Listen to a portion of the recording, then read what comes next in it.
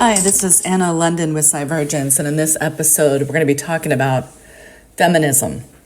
I just, left an X space where they were blaming feminism as if there's a war on men and blaming feminism for everything going wrong today. So I'm going to kind of, first of all, before we even get into that, I'm actually going to talk about the history of feminism, right? Where it came from. Okay, why it even started in the first place. Okay, so feminism, a belief in the political, economic, and cultural equality of women, okay, has roots in the earliest eras of human civilization. It is typically separated into three waves. First wave feminism, dealing with property rights and the right to vote.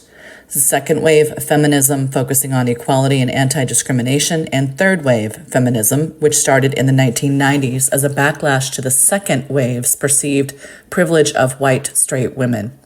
From ancient Greece to the fight for women's suffrage to women's marches and the Me Too movement, the history of feminism is as long as it is fascinating.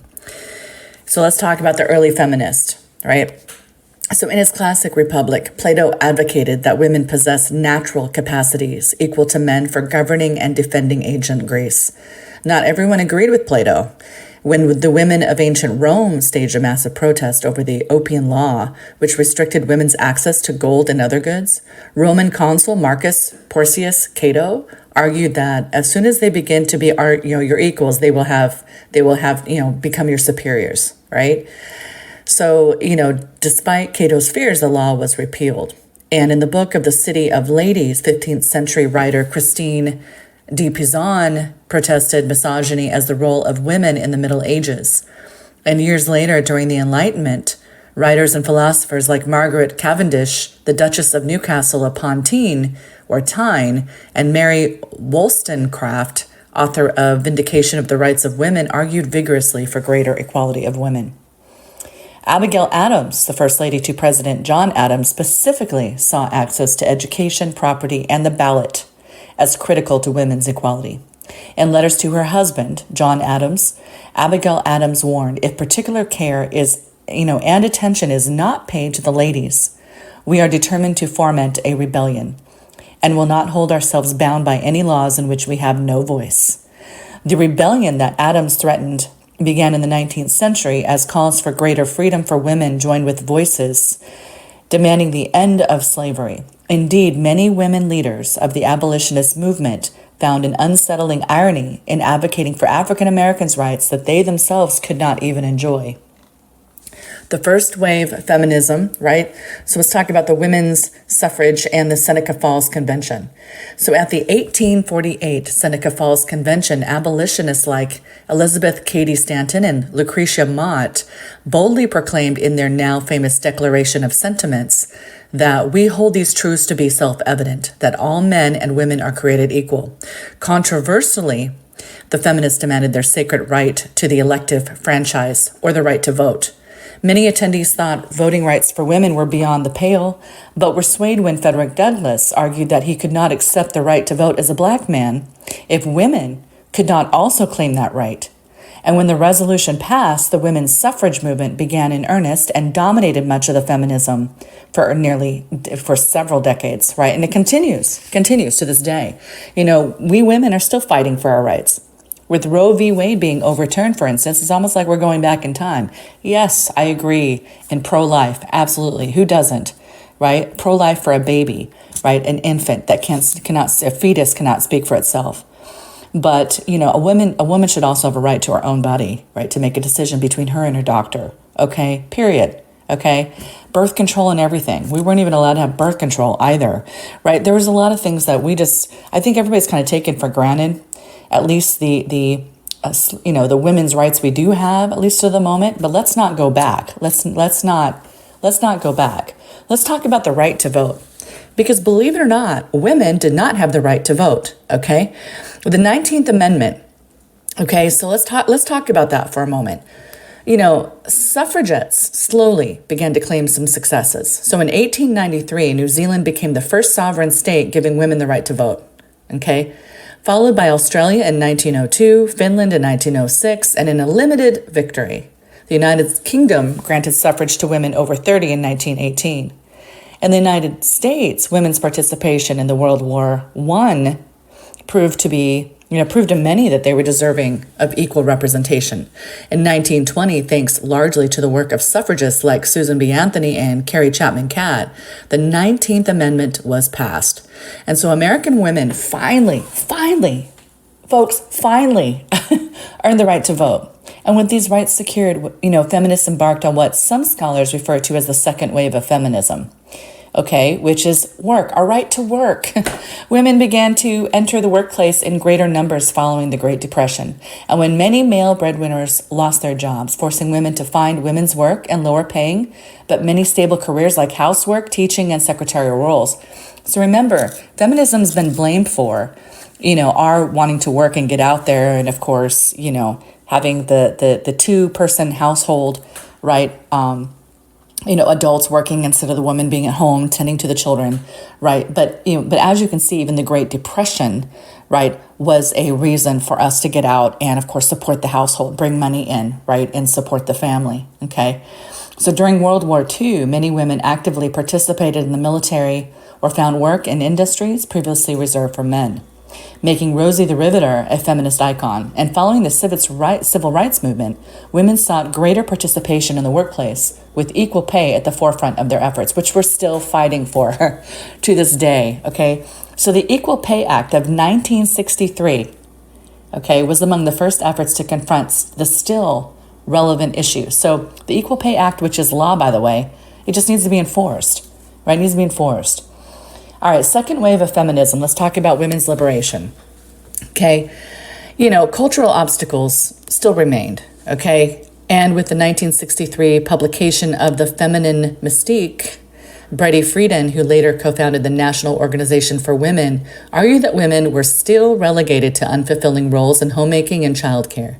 And by this time, many people had started referring to feminism as women's liberation. In 1971, feminist Gloria Steinem joined Brady Friedan and Bella Abzug in founding the National Women's Political Caucus. Steinem's Ms. Magazine became the first magazine to feature feminism as a subject on its cover in 1976. The Equal Rights Amendment, which sought legal equality for women and banned discrimination on the basis of sex, was barely passed, folks, by Congress in 1972. That's not too long ago, okay? That's not too long ago. All right. But following a conservative backlash, it was never ratified. Okay. It was never ratified. Yeah. Never ratified by enough states to become law. Okay. So 1 year later, though, feminists celebrated the Supreme Court decision in Roe v. Wade. And that was, of course, the landmark ruling that guaranteed a woman's right to choose an abortion, but has since been overturned, right? Has since been overturned. Okay. So let's talk about third wave feminism, right? So who benefits really from the feminist movement? Critics have argued that the benefits of the feminist movement, especially the second wave, are largely limited to white, college-educated women, and that feminism has failed to address the concerns of women of color, lesbians, immigrants, and religious minorities. Even in the 19th century, Sojourner Truth lamented racial distinctions in women's status in a speech before the 1951 Ohio Women's Rights Convention, and she was later quoted as saying, okay, and I'm going to paraphrase, in fact, contemporaneous reports of Truth's speech did not include the words, "Ain't I a woman?" and quoted Truth in standard English. The distortion of Truth's words in later years reflected the false belief that as a formerly enslaved woman, Truth would have had a Southern accent. Truth was, in fact, a New Yorker, okay? So, again, when folks are quoting history, go back and actually review it, okay? Go back and dissect and analyze, right? So let's talk about the Me Too and women's marches. So by the 2010s, feminists pointed to prominent cases of sexual assault and rape culture as emblematic of the work still to be done in combating misogyny and ensuring women have equal rights. The Me Too movement gained new prominence in October 2017 when the New York Times published a damning investigation into allegations of sexual harassment made against influential film producer Harvey Weinstein. And many more women came forward with allegations against other powerful men, including, of course, President Trump. In January 2017, the first day of Trump's presidency, hundreds of thousands of people joined the Women's March on Washington, D.C., a massive protest aimed at the new administration and the perceived threat it represented to reproductive, civil, and human rights. It was not limited to Washington, because over 3 million people in cities around the world held simultaneous demonstrations, providing feminists with a high-profile platform for advocating on behalf of full rights for women worldwide. Okay? So, is there a war on men? Okay? Is there a war on men? Is it good for boys and men, or is it not? So let's kind of dissect that for a moment. So first of all, there is no war on men, okay? And we know now that feminism is good for boys, right? Because feminism in itself was really the promotion of women's rights, okay, as a whole, right? So stop blaming the world and the world's problems on feminism, because they're two separate, different issues, two separate, different things altogether, okay? So, look, those who blame feminism for the problems facing young men, okay, research actually shows that challenging gender stereotypes and misogyny actually helps boys, believe it or not. Okay, a narrative has emerged over the last decade in popular culture and politics that portrays men and boys, particularly white heterosexual ones, as in crisis, right? Victimized by feminism and social justice movements, and now, of course, left behind or suffering so-called reverse discrimination from the misogynistic memes that swirled around, of course, the Johnny Depp and Amber Heard trial, to males, of course, attempting to debunk the bad press men have had, been getting, to this description of Me Too as a witch hunt on flagship radio programs. This argument has been steadily building up steam, okay? However, the State of UK Boys report released by the Global Boyhood Initiative shows that instead of being victimized by feminism, boys are actually facing an entirely different crisis. Violence and being tough is normalized as a natural part of being a man, which, according to this report, encourages boys to see violence, particularly male-on-male violence, as an inevitable part of growing up. And the study, which comprised a literature review alongside interviews with experts, also found that these kinds of stereotypes are present from birth, with families, schools, and peer groups all playing their part. Right? So, of course, the impact of this is immense. And reading about the boys in the report who justified male violence through notions of men's possession and ownership of women goes some way to explain the shockingly high levels of sexual assault in schools. Okay, and everywhere around the world. But these stereotypes also harm boys. Look, for instance, at the underreporting of violence and abuse against boys and men as well, right? Instead of reinforcing these stereotypes, the report's authors suggest all children would benefit from a feminist approach to learning, something that will come as no surprise to many feminists who have been arguing for this for decades. So, for example, boys would benefit from learning about the problems with gender stereotypes and also from a destigmatization of close friendships between boys, which are often discouraged by homophobic ideals of masculinity. Encouraging male friendships, the study finds, would provide opportunities for boys to learn reciprocity, empathy, and intimacy. The idea that white, working-class boys are neglected and failing is both manufactured and actively misleading, according to the report. White boys are, in fact, less likely than Black Caribbean, Black African, and Bangladeshi students to claim free school meals and less likely to be excluded from school than Black Caribbean boys. White boys who do not receive free school meals get higher grades than some minoritized groups, too, according to the report. With this in mind, it's worth asking who benefits from peddling these misleading claims and why. And perhaps it's those who want to keep the status quo as is. So for way too long, we have been encouraged to view the challenges facing boys and men as entirely distinct from the needs of women and girls. And the heat on this argument has almost reached a fever pitch. So just a few months ago, Harper's Bazaar magazine ran an article headlined, "How Feminism is Stifling Our Sons." And a book by academic Nina Power argued that men are under attack. Okay, this fear-mongering lie has been fueled by the kind of online propaganda that's spread by the likes of Andrew Tate, of course, who has capitalized on the idea of male victimhood and racked up billions of views on TikTok, to men's rights activists, YouTube channels, and Reddit forums. And with half of the 15 and 16-year-old boys estimating that they spend more than 6 hours a day on the internet, seeing this content can have a major impact on their lives and well-being.